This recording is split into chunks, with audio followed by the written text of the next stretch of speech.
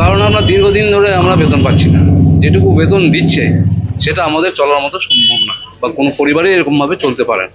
এই জন্য আমরা মঙ্গলবার থেকে স্ট্রাইকে যাওয়ার সিদ্ধান্ত নিয়েছি। কবে থেকে এই সমস্যা দেখা দিয়েছে? এটা প্রায় 9 মাস হয়ে গেল। এই যে আমরা 500, 300, 400 এরকম করে টাকা দিচ্ছে, সংসার চলতেছে না।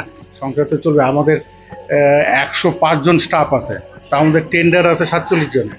তাও আমার মালিক ওই টাকার মধ্যে আমরাও বলছি ঠিক করে ভাগ করে করে দিচ্ছে, চালাচ্ছি।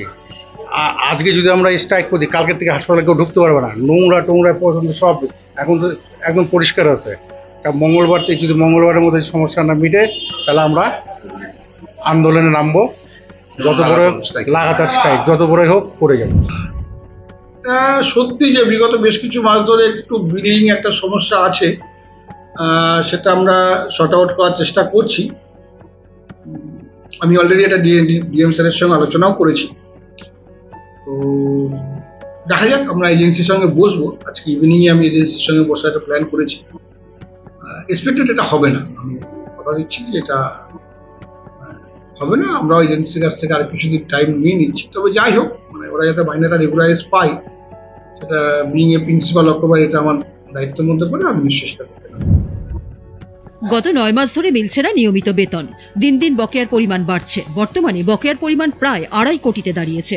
এদিকে বিষয়টি হাসপাতাল কর্তৃপক্ষ এজেন্সির মালিককে জানিয়েও কোনো লাভ হয়নি। তাই নিয়মিত বেতনের দাবিতে আগামীকাল অর্থাৎ মঙ্গলবার থেকে অনির্দিষ্টকালের জন্য কর্মবিরতির ডাক দিলেও বালুরঘাট জেলা হাসপাতালের পুরনো ভবনের অস্থায়ী কর্মীরা। শুধুমাত্র জেলা হাসপাতালই নয়, ওই এজেন্সির মাধ্যমে কাজ করা গ্রামীণ হাসপাতাল ও স্বাস্থ্যকেন্দ্রের অস্থায়ী কর্মীরাও অনির্দিষ্টকালের জন্য বন্ধের ডাক দিয়েছে। এ নিয়ে আগে জেলা অস্থায়ী কর্মীরা বিষয়টি জেলা হাসপাতাল কর্তৃপক্ষকে লিখিতভাবে জানিয়েছিল। এদিকে মঙ্গলবার থেকে অস্থায়ী কর্মীরা কর্মবিরতি করলে হাসপাতালের পরিষেবা ব্যাহত হবে বলে আশঙ্কা দেখা দিয়েছে। বালুরঘাট থেকে রূপক সরকারের রিপোর্ট, উত্তরবঙ্গ সংবাদ।